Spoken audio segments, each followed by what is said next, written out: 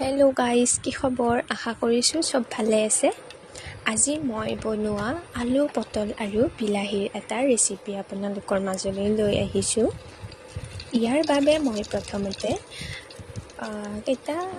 কেইটামান পটল, বিলাহী আৰু আলু কুটি লৈছোঁ। তাৰপাছত মই কেৰাহীত দিছোঁ তেল, জিৰা, পাঁচফোৰণ, পিঁয়াজ, দুটা শুকান জলকীয়া। এইখিনি কিছু টাইম লাৰি দিছোঁ আৰু ভাজা হ'বলৈ দিছোঁ।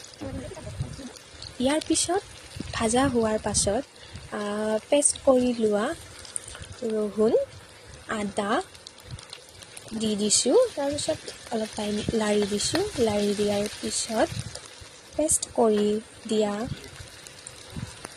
কেঁচা জলকীয়াখিনি দিছোঁ। তাৰপাছত এইখিনি লাৰি পুনৰ কিছু সময় ভাজি লৈছোঁ। এইখিনি হোৱাৰ সময়ত মই আলু, বিলাহী আৰু পটলখিনি ধুই লৈছোঁ।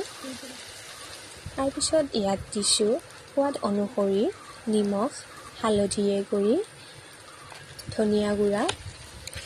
এইখিনি আকৌ পুনৰ লাৰি দিছোঁ। ইয়াৰ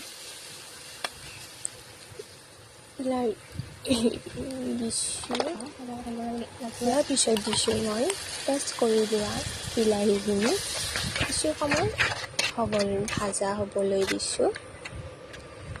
অলপ টাইম ভাজি লৈ এয়া চাওক ভাজা হৈ গ'ল আৰু অলপ টাইম লাৰি দিছোঁ। লাৰি দিয়াৰ পিছত মই ইয়াত দিছোঁ কাটি থোৱা আলু, পটল আৰু বিলাহী।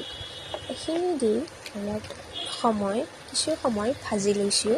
ভাজি লোৱাৰ পিছত মই ইয়াত দি দিছোঁ পানী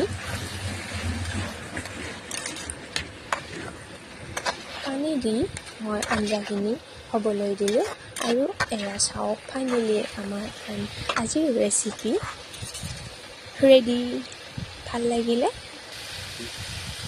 লাইক, কমেণ্ট এণ্ড ছাবস্ক্ৰাইব কৰিবলৈ নাপাহৰিব। ধন্যবাদ।